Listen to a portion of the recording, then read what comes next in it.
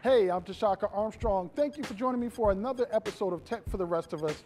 Today, we're taking a look at the rose gold iPhone 8 Plus. Lots to get into. There's the elephant in the room, iPhone 10. We're going to talk about that. Let's get right into it. Many of the items on the hardware side of the iPhone 8 Plus are going to be familiar to most iPhone users. The power button on the right side of the phone, which also doubles as your call reject button. The volume rocker on the left side with the ringer mute above it.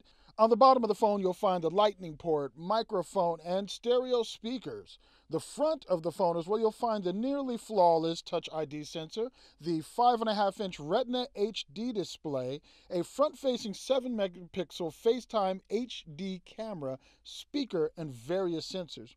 This year, the most striking difference, in my opinion, is the True Tone technology built into the display. I first appreciated the difference in screen quality when I reviewed the second-gen iPad Pro 12.9.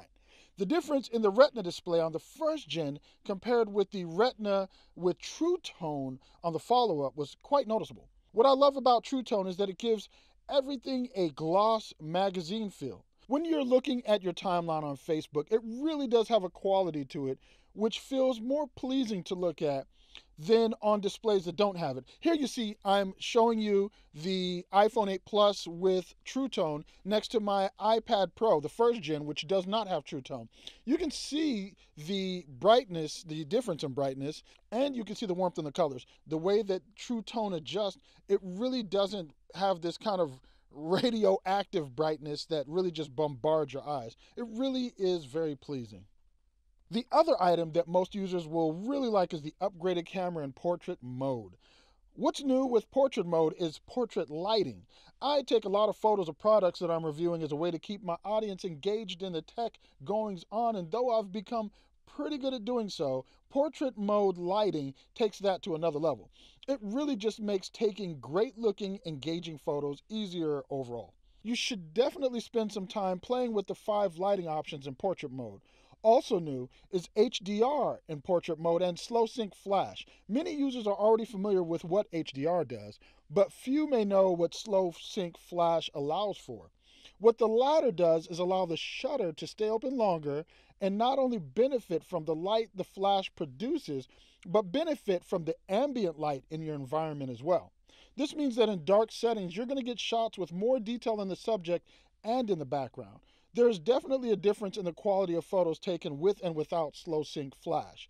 With portrait lighting and that slow sync flash, I think you'll definitely be inspired to take more photos. And taking more photos means taking up more space on your phone and in iCloud. Or does it? The iPhone 8 Plus now supports 2 new media formats, one for photos and one for video, HEIF and HEVC. Without getting too technical, what you need to know is that you get beautiful images with half the file sizes, so you're going to want to go into settings and turn those formats on. You can turn that setting on or off by going into settings, camera, formats.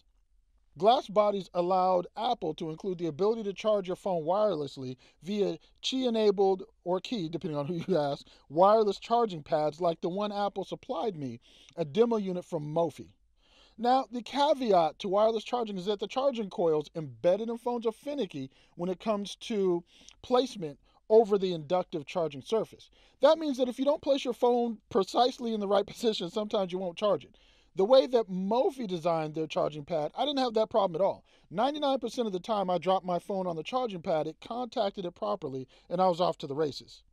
Speaking of races, the battery life of the iPhone 8 Plus has been Herculean and kept me in the rat race daily without fear of running out of juice.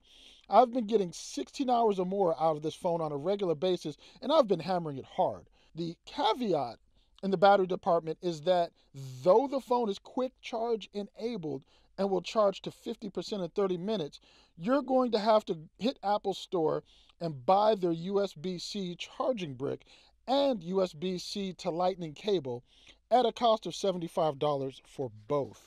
Last up on the things that I'll talk about that you get with the hardware is the new A11 Bionic chip. Without getting too deep in the weeds into benchmark stats, this phone is fast, real fast. I downloaded and tried some AR games and they are fast, stutter-free, and rendered beautifully. Apps launch and load without ever leaving you waiting, and VR content is beautiful. That's what the A11 Bionic is all about, though, the future of content. And though the future is now, there is still so much that is on the horizon where the world of AR and VR are concerned, and Apple wants to keep you ahead of the game. That means I can't go into too much detail because developers are still creating content that will put a serious load on the A11 chip, but it appears that it should be able to handle hardy tasks with aplomb. It's already enabling the fluid use of portrait lighting mode on the phone, making it so that you can see in real time the lighting effects and change them even after you've taken the photo, seeing those changes in real time without the phone having to re-render the image. So those are the main points, the things I found most compelling about the hardware of the iPhone 8 Plus. Now, as a little side note, I am going to probably be switching, all right, I am going to be switching from Android to iPhone. There are a couple things that have kind of pushed me in that direction after all these years on Android. Handoff, Files app, iOS 11, and well, these are just great devices. So I am going to be making the jump. I have a MacBook Pro, I have an iPad Pro. I pretty much live in the Apple ecosystem, at least hardware-wise. So this was kind of a natural progression. Like I said, with Files giving me access to files now, that's a great thing, and I know it's maturing, but I like where it's at, and I can work with it now. Handoff, obviously that's a feature that's been around, but it's really great having used it compared to T-Mobile Digits, which you know I like as well, but having that across my devices without the need for an app per se has been wonderful. Of course, the elephant in the room everybody's going to be asking about is, do I wait for the iPhone 10? My take on that is this. If you need to save some money, your wallet can't necessarily afford the 10, the 8 Plus is a great phone, great upgrade. If you're somebody who's not necessarily an early adopter, familiarity breeds comfort. So you're used to the iPhones, the previous versions with the Touch ID, fingerprint sensor, fingerprint scanner. So if you don't want to journey into facial recognition, which is how you get into the iPhone 10, and you're comfortable with what you know, then maybe you stick with the iPhone 8 Plus. Additionally, it's always good to remember that, hey, these phones really hold their value quite well.